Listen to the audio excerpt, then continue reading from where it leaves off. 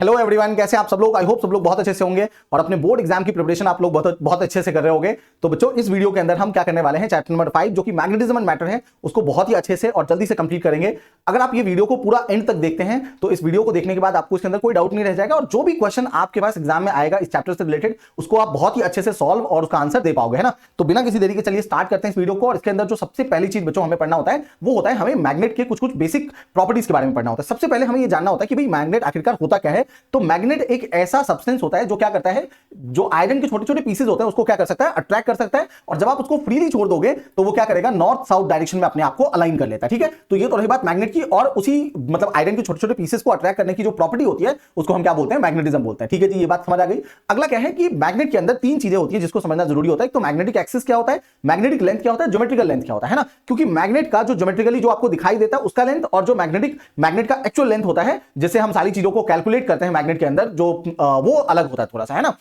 Magnetic axis क्या कहता है कि मान लीजिए मेरे पास एक मैग्नेट है ये, और ये इसका क्या है, नॉर्थ पोल है, और ये इसका क्या है, साउथ पोल है। ठीक है जी, तो इस नॉर्थ से लेकर के साउथ तक का जो एक लाइन ज्वाइन आप करोगे ये क्या कहलाएगा, मैग्नेटिक एक्सिस कहलाएगा। तो ये तो रही बात किसकी, मैग्नेटिक एक्सिस की, है ना। तो ये समझ आएगा कि ये जी मैग्नेटिक एक्सिस होता है। अगला क्या है, मैग्नेटिक लेंथ क्या होता है। तो जो मैग्नेट का नॉर्थ और साउथ पोल है उसके बीच का जो डिस्टेंस होता है उसको हम क्या बोलते हैं, मैग्नेटिक लेंथ बोलते हैं, है ना। तो देखिए इसके अंदर समझते हैं अभी कि ये मैग्नेटिक लेंथ कहां से कहां तक होगा। तो नॉर्थ और साउथ है, तो अगर मैं यहां से लेकर के यहां तक का एक लाइन ड्रॉ करूं तो ये जो कहलाएगा ये हमारे पास क्या कहलाएगा, मैग्नेटिक लेंथ। और ज्योमेट्रिकल लेंथ क्या होता है, जो एक्चुअल लेंथ है। मान लो यहां से लेकर के यहां तक का मैग्नेट एक्चुअल लेंथ होगा, मतलब मैग्नेट यहां से यहां तक है, तो ये पूरा जो एक्चुअल लेंथ होगा ये इसका क्या कहलाएगा, ज्योमेट्रिकल लेंथ कहलाएगा इसका। तो ये रही बात बच्चों हमारे पास क्या, ये मैग्नेटिक लेंथ है और ये क्या है, ज्योमेट्रिकल लेंथ है। ठीक है जी, अब क्या होता है कि ज्योमेट्रिकल लेंथ हमेशा बड़ा होगा और मैग्नेटिक लेंथ छोटा होता है। जब आप इसको डिवाइड करोगे तो वो हमेशा इसका रेशियो आपको क्या देगा, 0.84 देगा। तो ये एक ऐसी वैल्यू है जिसको आपको याद रखना होता है, क्योंकि कई बार अगर आप इससे रिलेटेड क्वेश्चन पूछ लिया जाएगा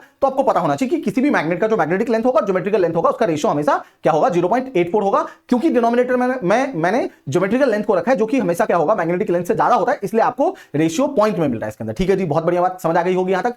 अब क्या होता है कि मैग्नेट के अंदर भी, क्योंकि मैग्नेट क्या होता है, हमेशा डाइपोल में एग्जिस्ट करता है, तो एक नॉर्थ पोल एक साउथ पोल है, तो उसका क्या होता है, अपना एक स्ट्रेंथ होता है। तो हमें मैग्नेट के लिए भी क्या करना होता है, कूलम्स लॉ को पढ़ना होता है। अब आप ध्यान दो जो चार्ज के लिए हमने कूलम्स लॉ पढ़ा था वो क्या था कि अगर दो चार्जेस Q1 Q2 को आप किसी भी r डिस्टेंस पे रखते हो, अभी मैंने प्लस प्लस किया हुआ है लेकिन ये प्लस और माइनस भी हो सकता है। अगर प्लस प्लस होगा या माइनस माइनस होगा तो रिपल्शन होगा, और अगर एक प्लस होगा और एक माइनस होगा तो क्या होगा, वहां पे अट्रैक्शन शो करता है वो आपस में। लेकिन जो फोर्स उन दोनों के बीच में लगता है वो क्या होता है, दो चार्जेस के प्रोडक्ट पे डायरेक्टली प्रोपोर्शनल और डिस्टेंस के स्क्वायर के इनवर्सली पे डिपेंड करता है ना। यानी F डायरेक्टली प्रोपोर्शनल होगा Q1 Q2 के और इनवर्सली प्रोपोर्शनल होगा 1/r² के। ठीक है जी, अगर आप उस सबको कंबाइन करते हो तो आपके पास फॉर्मूला क्या होता है, 1/4πε0 Q1 Q2/r² होता है। और 1/4πε0 की वैल्यू हमारे पास क्या होता था, 9 × 10⁹ ये आप सब लोग बहुत अच्छे से जानते हो, जो कि हमने फर्स्ट चैप्टर में पढ़ा है। ठीक है जी, अब इसी तरीके से अगर मैं एक मैग्नेट लूं तो हर मैग्नेट का एक नॉर्थ होगा और एक साउथ होगा, उसका भी अपना क्या होता है, स्ट्रेंथ होता है, और उसको भी हम क्या करते हैं, इस तरीके से रिप्रेजेंट करते हैं। तो अगर आपको ये देखो, जो साउथ पोल है उसको हमने क्या किया, QM से रिप्रेजेंट किया। QM कोई चार्ज नहीं है, मैग्नेट के पास कोई चार्ज नहीं होता है,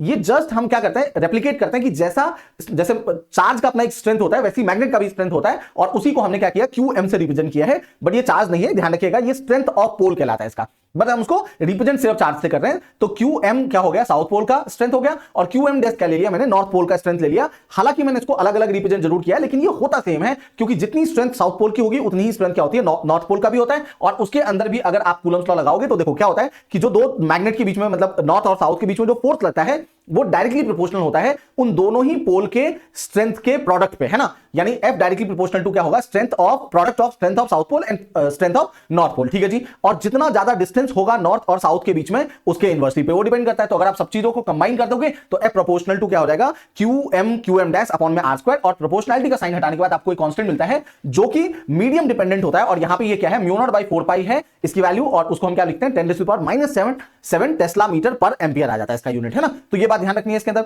अब क्या है कि भाई मैग्नेट है, नॉर्थ पोल है, साउथ पोल है, तो क्या करता है, जैसे चार्ज अपने चारों साइड क्या करता है, इलेक्ट्रिक फील्ड जनरेट करता है, ऐसे ही मैग्नेट क्या करता है, अपने चारों साइड मैग्नेटिक फील्ड जनरेट करेगा। तो मैग्नेटिक फील्ड की जो स्ट्रेंथ होती है किसी भी पॉइंट पे, है ना, जिसको हम इलेक्ट्रिक फील्ड इंटेंसिटी बोलते थे, इसको हम मैग्नेटिक फील्ड इंडक्शन भी बोल सकते हैं, मैग्नेटिक फील्ड से भी बोल सकते हो उसको। तो ये कहता है strength of magnetic field at a point in a magnetic field is defined as the force acting on unit north pole placed at that point. Electric field intensity को कैसे डिफाइन करते थे कि भाई कोई भी चार्ज पार्टिकल यूनिट, मतलब 1 coulomb charge पे कितना फोर्स लगाएगा, उसको हम क्या बोल देते थे कि भाई वो इलेक्ट्रिक फील्ड इंटेंसिटी होगा, ऐसे ही जो मान लो फोर्स है हमारे पास है ना, किसी भी मैग्नेटिक फील्ड के अंदर जब आप यूनिट नॉर्थ पोल लाओगे, मान लो आपके पास क्यू एम डैश, जो नॉर्थ पोल का स्ट्रेंथ बोला था ना हमने, क्यू एम डैश की वैल्यू क्या होगी, यूनिट होगी, यूनिट वैल्यू होगी। तो जब उस पे जितना फोर्स लगेगा मैग्नेट के द्वारा, उसी को हम क्या बोल देते हैं, मैग्नेटिक फील्ड की स्ट्रेंथ बोल देते हैं। तो बी इक्वल टू क्या हो जाएगा, f upon q m dash हो गया। मतलब कहने का मतलब है कि अगर क्यू एम डैश क्या है, strength of south north pole है, तो क्यू एम डैश पे अगर मान लो एफ फोर्स लग रहा है, तो 1 यूनिट पे कितना फोर्स लगेगा, तो ये क्या हो जाएगा, एफ अपॉन में क्यू एम डैश हो जाएगा। इसी तरीके से जैसे हम पहले इलेक्ट्रिक फील्ड में पढ़ते थे, सेम चीज यहां पे होता है।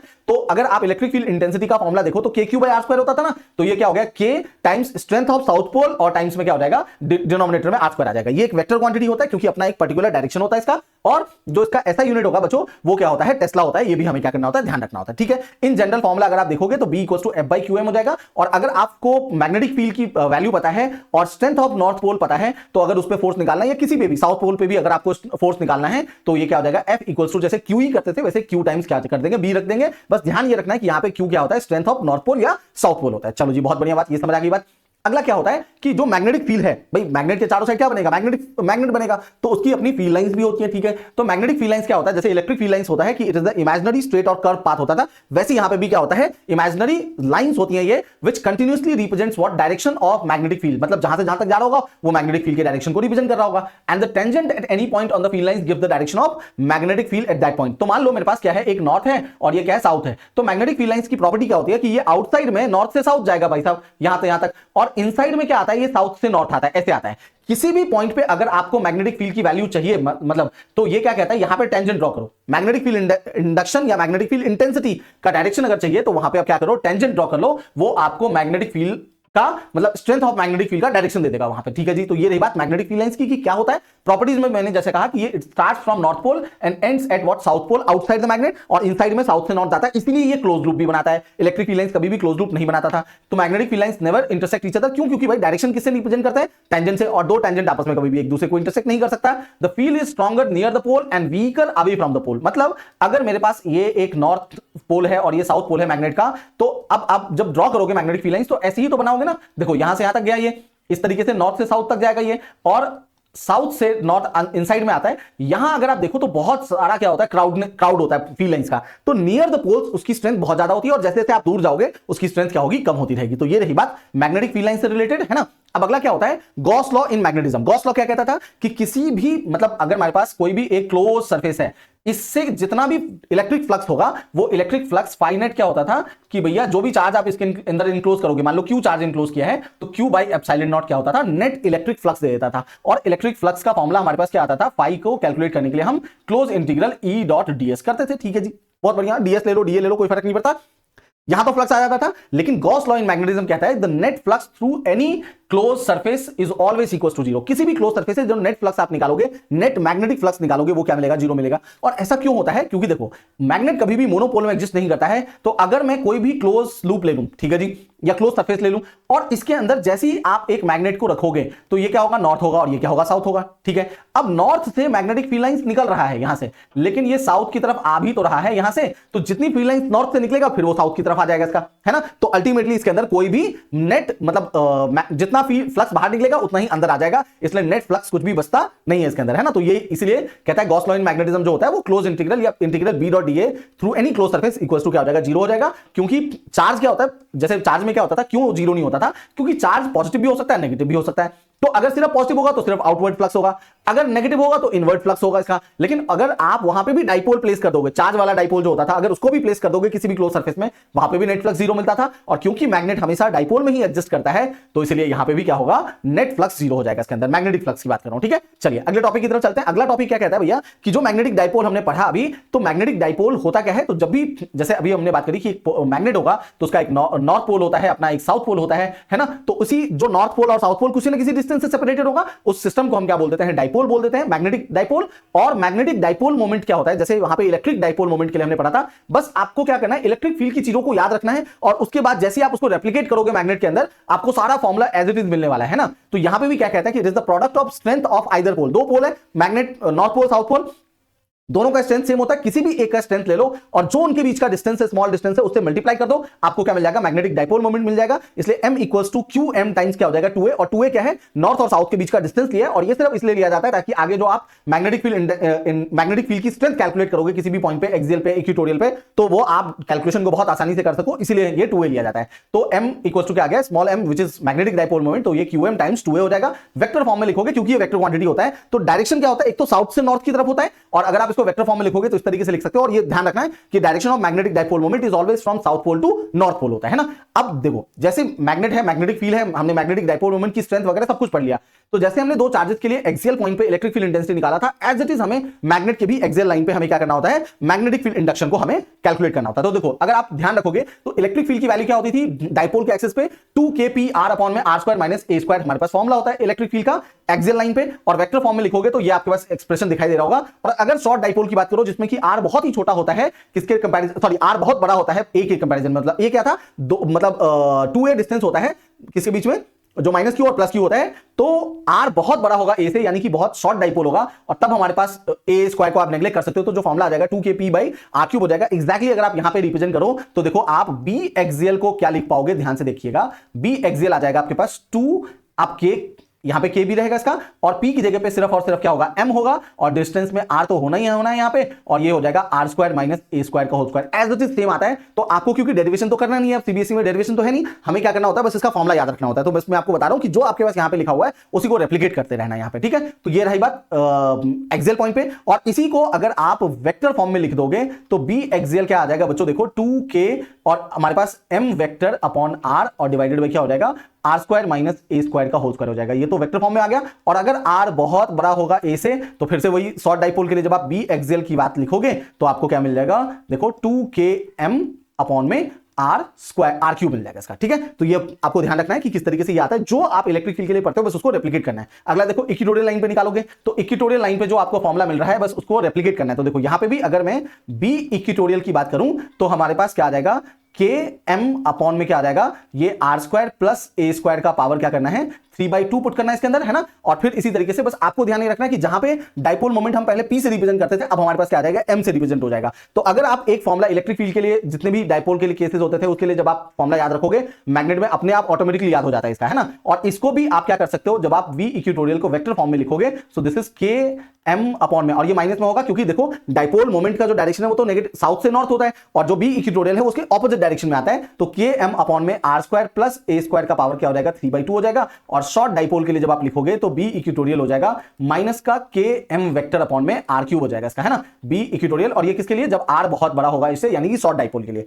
यहां पे भी ये लिखा जा सकता है कि जो b एक्सियल होगा शॉर्ट डाइपोल के लिए, वो 2 टाइम्स ऑफ क्या हो जाएगा, b इक्वेटोरियल हो जाएगा। क्योंकि ध्यान से देखो, b इक्वेटोरियल क्या है, km/r³, और b एक्सियल क्या आया था, 2km/r³ आया था। तो शॉर्ट डाइपोल के लिए यहां पे भी वही सेम फॉर्मुला होल्ड करता है। अगला क्या है, जब आप एक डाइपोल, इलेक्ट्रिक डाइपोल को टॉर्क, एक्सटर्नल इलेक्ट्रिक फील्ड में रखते हो तो टॉर्क आता है। यहां पे भी अगर आप डाइपोल को रखोगे तो यहां पे भी टॉर्क आएगा। तो यहां पे भी आप टॉर्क का फॉर्मुला क्या लिख सकते हो, mb sin थीटा आ जाएगा, है ना, mb sin थीटा हो जाएगा, क्योंकि वहां पे p sin थीटा होता था। और वेक्टर फॉर्म में जब आप लिखोगे तो टाउ बराबर क्या आ जाएगा, m क्रॉस b आ जाएगा इसका, ठीक है जी, बहुत बढ़िया बात। और ध्यान ये रखना है कि अगर आप थीटा को 0 डिग्री रखोगे तो टॉर्क तो आपको 0 मिलेगा, और ये क्या होता है, स्टेबल इक्विलिब्रियम का केस होता है, जैसे हमने इलेक्ट्रिक डाइपोल के लिए पढ़ा था। और अगर आप थीटा को 180 डिग्री पे रखोगे तो टॉर्क तो 0 आएगा, लेकिन ये क्या होता है, अनस्टेबल क्या हो जाएगा, इक्विलिब्रियम का केस बनेगा। तो यहां पे भी ऐसे ही पूछा जा सकता है कि write down the orientation of dipole in which it is in stable and unstable equilibrium whenever it is placed in what, external uniform magnetic field. समझ आई बात, चलो जी, बहुत बढ़िया बात। अब अगले टॉपिक की तरफ चलते हैं। तो अगला टॉपिक क्या है हमारा, कि अगर आप डाइपोल को रखते हो तो टॉर्क लगेगा, टॉर्क लगेगा तो भाई हमारे पास क्या आ जाएगा, पोटेंशियल एनर्जी आ जाएगा। तो जैसे पहले फॉर्मुला पढ़ते थे Pe cos θ1 माइनस cos θ2, और cos θ1 क्या होता था, इनिशियल एंगल होता था। तो यहां पे भी जो u का फॉर्मुला बन जाएगा आपके पास, वो हो जाएगा बस mb, और यहां पे क्या हो जाएगा, cos θ1 माइनस का क्या हो जाएगा, cos θ2 हो जाएगा।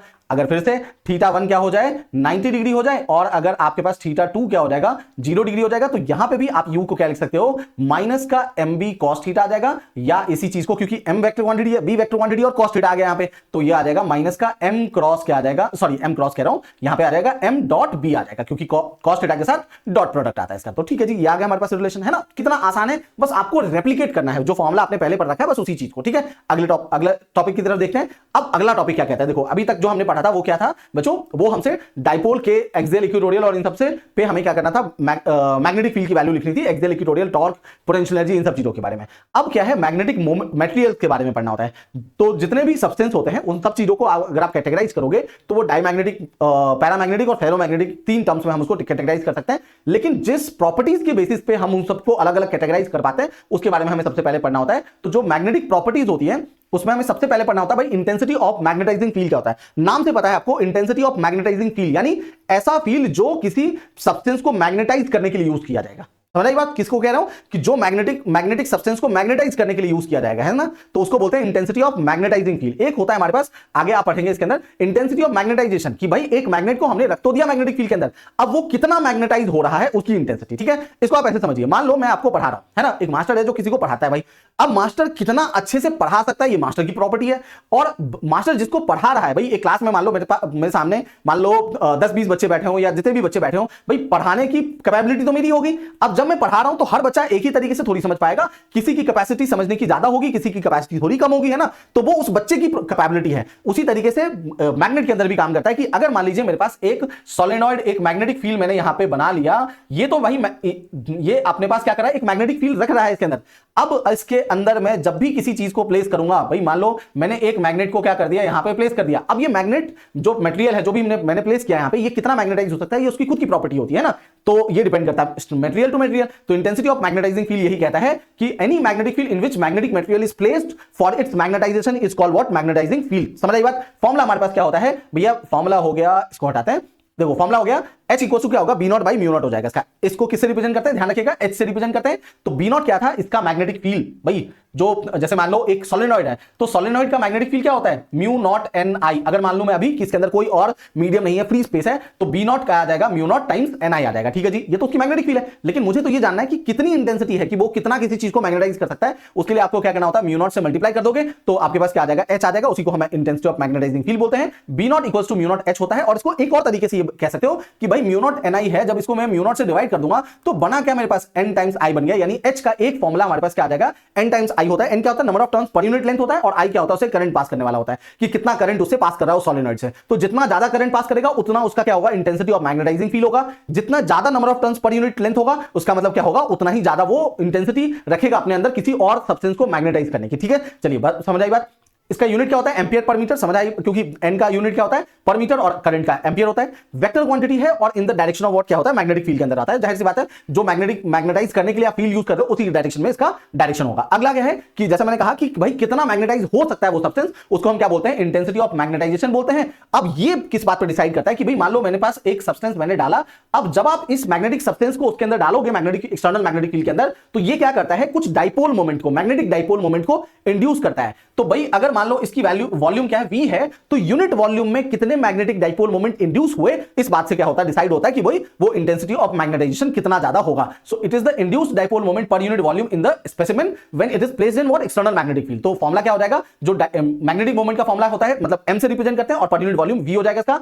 अगर आप मैग्नेटिक डाइपोल मोमेंट की बात करो स्मॉल m का, तो ये क्या होगा, स्ट्रेंथ ऑफ आइदर पोल, जिसको आप कैपिटल M या QM से भी रिप्रेजेंट कर सकते हो। जैसे हमने अभी बोला था, मान लो ये मेरे पास क्या है, साउथ है, ये क्या है, नॉर्थ है, तो इसकी जो स्ट्रेंथ होगी उसको आप QM से भी रिप्रेजेंट कर सकते हो या कैपिटल M से रिप्रेजेंट कर दो। रिप्रेजेंटेशन अपने ऊपर डिपेंड करता है। और डिस्टेंस क्या होता है इसके बीच में, भाई 12 ले लेते हैं, तो m टाइम्स 12 क्या हो जाएगा, मैग्नेटिक डाइपोल मोमेंट। और वॉल्यूम के लिए करोगे तो एरिया टाइम्स लेंथ मल्टीप्लाई करते हो तो वॉल्यूम आ जाता है। 12 आपस में कैंसिल आउट कर देगा, तो ये हमारे पास क्या होता है, इंटेंसिटी ऑफ मैग्नेटाइजेशन का फॉर्मूला आ जाता है। समझ आई बात। चलिए, बहुत बढ़िया बात। इसका भी यूनिट क्या होता है, एम्पियर पर मीटर होता है। और it is also a vector quantity whose direction is either in the direct along the magnetic field, और इसके ऑपोजिट होगा। वो इस बात पर डिपेंड करता है कि वो कितना ज्यादा मैग्नेटाइज हो सकता है या नहीं हो सकता है। इसी बेसिस पे डाई, पैरा और फेरो आगे डिफाइन होता है। तो चलिए आगे बात करेंगे इसके। और अगला होता है मैग्नेटिक ससेप्टिबिलिटी। भाई कोई सब्सटेंस कितना ससेप्टेबल है, कितना एक्सेप्ट कर सकता है एक्सटर्नल मैग्नेटिक फील्ड को, उसको ससेप्टिबिलिटी बोलते हैं। और उसका जो हमारे पास फॉर्मूला आता है काई, उसको काई से रिप्रेजेंट किया जाता है। तो काई m क्या होता है, इंटेंसिटी ऑफ मैग्नेटाइज, मतलब जितना मैग्नेटाइज हो रहा है और जो मैग्नेटाइज करने वाला फील्ड है उसको हम डिवाइड करेंगे, यानी I/H से हमें क्या मिलता है, मैग्नेटिक ससेप्टिबिलिटी मिल जाता है। ये स्केलर क्वांटिटी होता है, इसका कोई यूनिट नहीं होता, क्योंकि देखो ऊपर भी क्या है, इंटेंसिटी ऑफ मैग्नेटाइजेशन, और अगला क्या है, नीचे क्या है, इंटेंसिटी ऑफ मैग्नेटाइजिंग फील्ड। दोनों का यूनिट क्या था, एम्पियर पर मीटर था, इसलिए इसका कोई ऐसा यूनिट नहीं होता है। आपको ध्यान ये रखना है कि भाई लार्ज, मतलब ससेप्टिबिलिटी हमें ये बताता है कि अगर इसकी वैल्यू ज्यादा है यानी वो सब्सटेंस क्या है, इजीली मैग्नेटाइज हो सकता है, बात खत्म। और अगर ससेप्टिबिलिटी की वैल्यू कम होगी मतलब वो सब्सटेंस बहुत इजीली मैग्नेटाइज नहीं हो सकता है। एक और टर्म होता है जिसके बेसिस पे बाकी सारी चीजों को हम डिफरेंशिएट करेंगे मटेरियल्स को, वो होता है मैग्नेटिक परमिएबिलिटी। भाई परमिएबिलिटी मतलब कि कितना परमिएबल है, कितना मैग्नेटिक फील्ड उसके अंदर आ सकता है। तो अलग अलग टर्म्स होते हैं जिसके बेसिस पे इन सब चीजों को डिफाइन किया जाता है। तो म्यू को क्या बोल सकते हो, बी बाई एच, क्योंकि अभी हमने बोला था कि एच बराबर क्या होता है भाई, b naught by mu naught होता है। इसको आप अगर इधर ले जाओगे तो म्यू इक्वल टू क्या आ जाएगा, बी बाई एच आ जाएगा, या b equal to mu naught mu times h, तो खैर कह ही सकते हैं। इसके अंदर स्केलर क्वांटिटी है, यूनिट आपके पास यहां पे दिखाई दे रहा होगा, यही यूनिट होता है इसका। और it measures the degree to which magnetic material can be penetrated और permeated by the magnetising field, मतलब एक्सटर्नल मैग्नेटिक फील्ड कितना हद तक उसको क्या कर सकता है, मैग्नेटाइज कर सकता है, इसकी वैल्यू बताता है हमें। ठीक है, तो चलिए, तो ये बात ध्यान रखनी है आपको। क्या क्या याद रखना है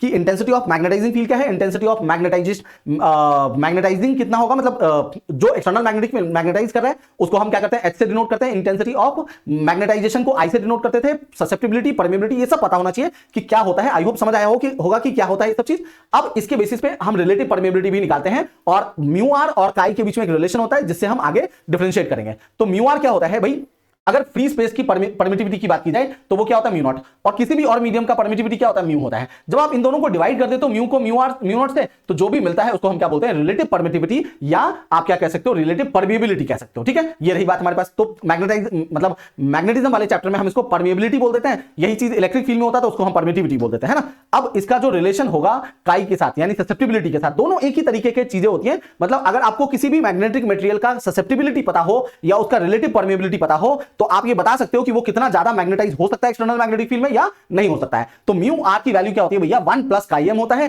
तो अगर आपको मतलब ससेप्टिबिलिटी पता है, उसमें 1 ऐड कर दोगे, आपको रिलेटिव परमिएबिलिटी मिल जाएगा। और अगर आपको रिलेटिव परमिएबिलिटी पता है तो परमिएबिलिटी, तो आप उसमें से 1 को माइनस कर दो तो आपको क्या मिल जाएगा, मैग्नेटिक ससेप्टिबिलिटी मिल जाएगा। ठीक है, तो ये सारे पैरामीटर्स होते हैं जिसके बेसिस पे आप डाई पैरा फेरो को आप क्या करते हो, अलग अलग करते हो। अब देखो, तो हमारे पास क्या है, सब्सटेंस तीन ही तरीके के होते हैं, जैसे अभी तक मैं बता रहा हूं, डाई पैरा फेरो और डाई पैरा और फेरो। ठीक है, अब कैसे पता लगाएंगे कि कौन डायमैग्नेटिक सब्सटेंस होगा, कौन पैरामैग्नेटिक सब्सटेंस और कौन फेरोमैग्नेटिक सब्सटेंस होता है। तो जब हमने बहुत अलग अलग तरीके के एक्सपेरिमेंट किए अलग अलग सब्सटेंस के साथ, तो हमें पता पड़ा कि भाई डायमैग्नेटिक सब्सटेंस वो सब्सटेंस होता है जो बहुत ही कम मैग्नेटाइज होता है। जब भी हम उसको क्या करते हैं, एक्सटर्नल मैग्नेटिक फील्ड में रखते हैं, एक तो पहली बात कि बहुत कम मैग्नेटाइज होगा, फिएबली मैग्नेटाइज, और दूसरी बात वो जिस मैग्नेटिक फील्ड में रखोगे उसके ऑपोजिट डायरेक्शन में मैग्नेटाइज होता है। यानी वो मैग्नेटिक फील्ड से क्या होता है, रिपेल होता है। यानी अगर मेरे पास कोई एक नॉर्थ पोल और ये साउथ पोल है, और यहां पे अगर मैं डायमैग्नेटिक सब्सटेंस को रखूं तो ये रिपेल होगा, है ना, किससे, एक्सटर्नल मैग्नेटिक फील्ड से। तो ये ध्यान रखना कि बहुत कम मैग्नेटाइज होगा, opposite to the magnetic field, जो मैग्नेटाइज कर रहा है उसके ऑपोजिट में मैग्नेटाइज होगा।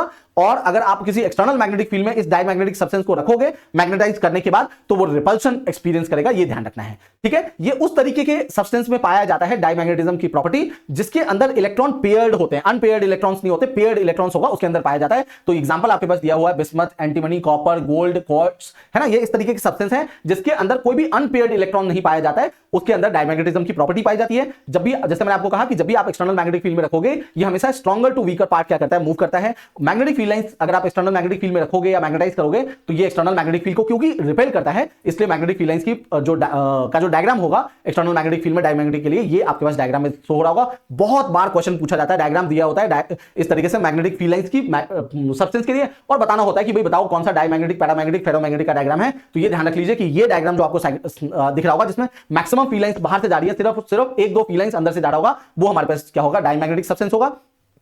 जो रिलेटिव परमिएबिलिटी होता है वो बहुत ही छोटा होता है, किसके लिए, डायमैग्नेटिक के लिए, और लेस देन यूनिटी होता है। और दूसरी चीज जो ससेप्टिबिलिटी होती है, एक तो छोटा होता ही होता है और नेगेटिव वैल्यू होता है भैया, नेगेटिव वैल्यू, है ना। यानी आपके पास ससेप्टिबिलिटी आपके पास एक तो 1 से छोटा होगा और दूसरी बात नेगेटिव वैल्यू होगी। तो ध्यान रखिएगा कि जैसी ससेप्टिबिलिटी नेगेटिव दिख जाए समझ जाओ कि डायमैग्नेटिक है ना। और रिलेटिव परमिएबिलिटी जब भी 1 से छोटा होगा, यानी म्यू आर की वैल्यू अगर आपको 0.992 या समथिंग कुछ इस तरीके से 0 से छोटा दिख जाए, तो समझ जाओ ये डायमैग्नेटिक सब्सटेंस होगा। ससेप्टिबिलिटी कभी भी टेंपरेचर पर डिपेंड नहीं करता है, किसके लिए, डायमैग्नेटिक सब्सटेंस के लिए। इसीलिए जब आप इसका ग्राफ प्लॉट करोगे टेंपरेचर के साथ, मान लो ससेप्टिबिलिटी का, तो आपको ये बिल्कुल क्या करता है, क्योंकि नेगेटिव है तो नीचे से जाएगा, लेकिन ये बिल्कुल स्ट्रेट लाइन जाता है, कोई इस पे डिपेंडेंसी नहीं होती है इसकी। तो ये रहा इसका ग्राफ, ठीक है जी।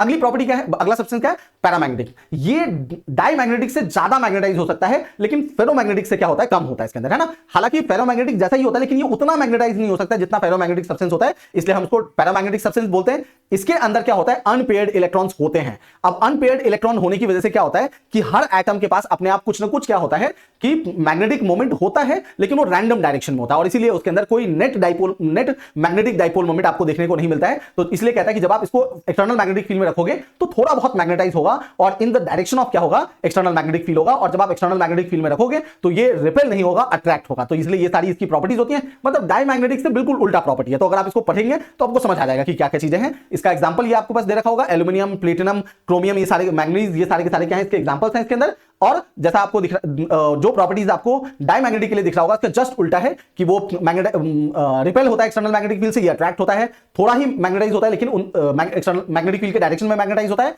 जो रिलेटिव परमिबिलिटी होती है वो 1 से छोटा था, यहां पे क्या 1 से बड़ा है ना। और जो ससेप्टिबिलिटी थी वहां पे क्या था, वो नेगेटिव था। यहां पे ससेप्टिबिलिटी क्या होता है, बहुत बड़ी वैल्यू नहीं होती है लेकिन पॉजिटिव होता है, ये ध्यान रखना है इसके अंदर। जब आप एक्सटर्नल मैग्नेटिक फील्ड में रखोगे तो मैग्नेटिक फील्ड लाइंस की डायरेक्शन आप देखो कि ये क्या है, इस तरीके से दिखाई दे रहा होगा कि बहुत सारा मैग्नेटिक फील्ड है जो इस तरीके से यहां से पास कर रहा है इसके अंदर से, है ना। तो मैग्नेटिक मतलब उस मटेरियल के बाहर तो फील्ड लाइंस दूर दूर है, लेकिन अंदर क्या हो गया, क्योंकि मैग्नेटाइज ठीक ठाक वो हो जाता है इसके अंदर। तो ये पैरामैग्नेटिक सब्सटेंस की बात कर रहे हैं।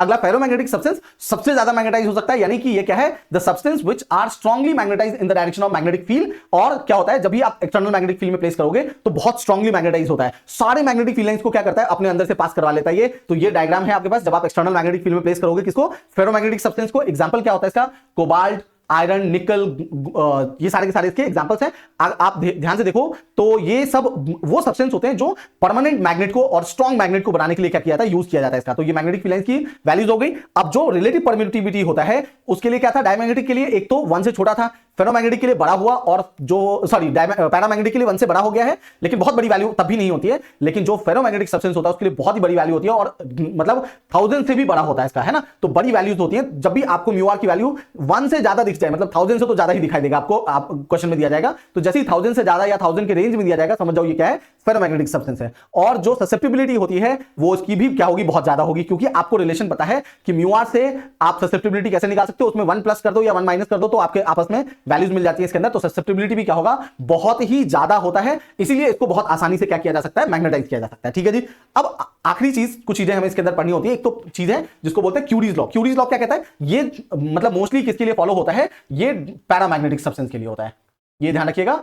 पैरामैग्नेटिक सब्सटेंस के लिए क्यूरी लॉ बहुत अच्छे से फॉलो करता है। क्यूरीज लॉ ये कहता था कि भाई जो भी इंटेंसिटी ऑफ मैग्नेटाइजेशन होगा वो क्या होता है, डायरेक्टली प्रोपोर्शनल होता है कि भाई कितना एक्सटर्नल मैग्नेटिक फील्ड है ना, भाई जो मैग्नेटाइज करने वाला है उसकी इंटेंसिटी कितनी है उस पर डिपेंड करेगा। और इनवर्सली प्रोपोर्शनल होता है किसके, टेंपरेचर के। टेंपरेचर बढ़ाओगे इंटेंसिटी ऑफ मैग्नेटाइजेशन कम हो जाएगा, और टेंपरेचर कम करोगे तो ज्यादा मतलब ज्यादा मैग्नेटाइज हो पाएगा। इन सब चीजों को जब आप कंबाइन करते हो तो अल्टीमेटली आपके पास ये रिलेशन आता है कि काई एम जो होगा, that is susceptibility is inversely proportional to temperature. ये आपको ध्यान रखना है। मतलब टेंपरेचर बढ़ाओगे ससेप्टिबिलिटी कम हो जाएगा, टेंपरेचर कम करोगे तो ससेप्टिबिलिटी ज्यादा होता है, यानी कि कम टेंपरेचर पे वो अच्छे से मैग्नेटाइज हो पाता है। और ससेप्टिबिलिटी और टेंपरेचर के बीच का ग्राफ आपको यहां पे दिखाई दे रहा होगा, क्योंकि वो इनवर्स रिलेशन को फॉलो करता है। लेकिन इसी चीज को जब हमने फेरोमैग्नेटिक सब्सटेंस के लिए अप्लाई किया तो इसके लिए हमारे पास आता है, वहां पे तो क्यूरीज लॉ था, इसको हम बोलते हैं क्यूरी-वाइज लॉ, है ना। और ये हमसे ये रिलेशन कहता है कि ससेप्टिबिलिटी इज डायरेक्टली प्रोपोर्शनल, मतलब inversely proportional to 1/T minus theta C. और थीटा सी क्या होता है, एक कांस्टेंट है जिसको हम क्या बोलते हैं, क्यूरीज टेम्परेचर। यानी आयरन के लिए आपको ये टेम्परेचर दिखाई दे रहा होगा, और ये अलग अलग सब्सटेंस के लिए जो क्यूरीज टेम्परेचर होता है वो अलग अलग होता है। इसका मतलब क्या होता है कि क्यूरीज टेम्परेचर तक तो वो क्या करता है, फेरोमैग्नेटिक की तरह बिहेव करता है, लेकिन above Curie temperature ferromagnetic material behave like a paramagnetic substance. आपसे ये स्पेसिफिकली बहुत बार पूछा जाता है कि कब एक फेरोमैग्नेटिक मटेरियल पैरामैग्नेटिक मटेरियल की तरह बिहेव करने लगता है, तो जब भी हम उसके टेम्परेचर को बहुत हाई करेंगे और अबव क्यूरी टेम्परेचर रखेंगे, है ना। तो क्यूरीज टेम्परेचर हर मटेरियल के लिए अपना अलग अलग होता है, और वो आपको कई बार गिवन भी हो सकता है, नहीं भी गिवन हो सकता है, लेकिन आपको अगर आंसर बताना है तो बोलना कि एट हाई टेम्परेचर, जब टेम्परेचर क्यूरीज टेम्परेचर से ज्यादा हो जाएगा तो वो क्या कहलाएगा, फेरोमैग्नेटिक सब्सटेंस पैरामैग्नेटिक की तरह बिहेव करने लग जाता है। ठीक है जी, समझ आई बात। अब एक आखिरी चीज के अंदर जो आपको समझना होता है वो ये होता है कि आखिरकार इन सारी चीजों का ओरिजिन कहां होता है, कहां से, मतलब आपसे पूछा जाता है कि डायमैग्नेटिक सब्सटेंस का ओरिजिन क्या होता है, मतलब कैसे डायमैग्नेटिक प्रॉपर्टी आता है इसके अंदर, पैरामैग्नेटिक सब्सटेंस कैसे अपने अंदर वो उस तरीके की प्रॉपर्टी ला पाता है, मैग्नेटिज्म की प्रॉपर्टी ला पाता है, और फेरोमैग्नेटिक सब्सटेंस कैसे ला पाता है। तो देखो, पहली बात जैसे मैंने कहा कि डायमैग्नेटिक सब्सटेंस वो होते हैं जिसके अंदर पेयर्ड इलेक्ट्रॉन्स होते हैं। यानी कि पेयर्ड इलेक्ट्रॉन होने की वजह से, पेयर का मतलब क्या होता है कि देखो, एक तो इलेक्ट्रॉन क्या करता है, न्यूक्लियस के चारों साइड घूमता ही घूमता है, उसको ऑर्बिटल मोशन बोलते हैं, और वो अपने एक्सिस पे भी घूमता है। तो अगर पेयर्ड इलेक्ट्रॉन होगा तो एक अगर क्लॉकवाइज, एक इलेक्ट्रॉन अगर क्लॉकवाइज में घूम रहा होगा तो दूसरा एंटी क्लॉकवाइज में घूमेगा, और जब ऐसा होगा तो उसके अंदर क्या होगा, दोनों जो मैग्नेटिक मोमेंट प्रोड्यूस कर रहा होगा वो एक दूसरे को क्या करता है, कैंसिल आउट कर देता है। तो ये तो रही बात कि तो तो जब आप एक्सटर्नल मैग्नेटिक फील्ड में डालते हो तो मैग्नेटिक मोमेंट क्या होता है, इंड्यूस हो जाता है इसके अंदर। तो एटॉमिक एक्सप्लेनेशन आपको दे रखा है इसके अंदर। ओरिजिन क्या है ये ध्यान रखना है कि due to induced magnetic moment produced by an external magnetic field, है ना। तो जब भी आप एक्सटर्नल मैग्नेटिक फील्ड में रखते हो तो वो क्या करता है कि एक तरीके से जो दो पेयर्ड इलेक्ट्रॉन्स अलग अलग डायरेक्शन में घूम रहा था उसको एक डायरेक्शन में घुमाने की कोशिश करता है और इसलिए वहां पे एक मैग्नेटिक फील्ड प्रोड्यूस हो जाता है। जब आप पैरामैग्नेटिक सब्सटेंस की बात करोगे तो उसके अंदर क्या होता है कि भाई अनपेयर्ड इलेक्ट्रॉन था, यानी कि कुछ तो मैग्नेटिक मोमेंट पहले से ही प्रेजेंट था लेकिन रैंडमली ओरिएंटेड था, इसलिए नेट इफेक्ट आपको दिखाई नहीं दे रहा था। लेकिन जब आप उसको क्या करोगे, एक्सटर्नल मैग्नेटिक फील्ड में रखोगे तो वो एक डायरेक्शन में क्या होता है, अलाइन हो जाता है और इसलिए आपको नेट मैग्नेटिक डाइपोल मोमेंट दिखाई देने लगता है। और जो फेरोमैग्नेटिक सब्सटेंस होता है इसके अंदर बोलते हैं डोमेन ग्रोथ होता है। डोमेन ग्रोथ क्या होता है कि फेरोमैग्नेटिक सब्सटेंस क्या करता है कि अपने अंदर क्या करता है, छोटे छोटे सेगमेंट्स बना लेता है जिसके अंदर वो क्या करता है, बहुत सारे डाइपोल मोमेंट को एग्जिस्ट करवाता है। जैसे मान लो यहां पे एक डाइपोल मोमेंट है, इसके अंदर इधर होगा, अलग अलग, मतलब जितने भी एटम्स होते हैं उसके वो ऑलरेडी मैग्नेटाइज होता है, लेकिन वो और छोटे छोटे सेगमेंट्स में डिवाइड कर लेता है अपने अपने जैसे मैग्नेटिक मोमेंट को। लेकिन क्योंकि उनका भी ओरिएंटेशन क्या होता है, रैंडम डायरेक्शन में होता है, इसलिए वो नेट मैग्नेटिक मोमेंट को मतलब प्रोड्यूस नहीं कर पा रहा होता है। लेकिन जैसे ही आप एक्सटर्नल मैग्नेटिक फील्ड में रखोगे, ये जो रैंडमली ओरिएंटेड है डोमेन्स, ये सब एक ही डायरेक्शन में क्या होता है, ओरिएंटेशन में एक डायरेक्शन में आ जाता है और फिर आपके पास क्या होता है, एक मैग्नेटिक फील्ड की वैल्यू आपको दिखाई देने लगता है। और क्योंकि इसके अंदर क्या होता है कि पहले से ही जो एटम्स थे वो ऑलरेडी मैग्नेटाइज होता है, बट जस्ट डायरेक्शन अलग अलग होता है, इसलिए जब आप इसको एक्सटर्नल मैग्नेटिक फील्ड में रख करके इसको मैग्नेटाइज करोगे तो बहुत स्ट्रांगली मैग्नेटाइज हो जाता है। यानी ये एक्सटर्नल मैग्नेट ये टेंडेंसी रखता है अपने अंदर कि भाई मेरे अंदर ऑलरेडी मैग्नेटिक मोमेंट है जो कि अलग अलग डायरेक्शन में घुमा हुआ है, मुझे बस एक डायरेक्शन दे दो, है ना, क्या है, डायरेक्शन दे दो। तो बस उसी तरीके से ये काम करता है कि जैसे आप एक्सटर्नल मैग्नेटिक फील्ड में रखोगे उसको एक पर्टिकुलर डायरेक्शन मिलता है और ये क्या करता है, अपने आप को स्ट्रांगली मैग्नेटाइज कर लेता है। तो स्क्रीन में जो भी कुछ भी लिखा हुआ है इसको अगर आप स्क्रीनशॉट लेकर के या अगर आप लिख करके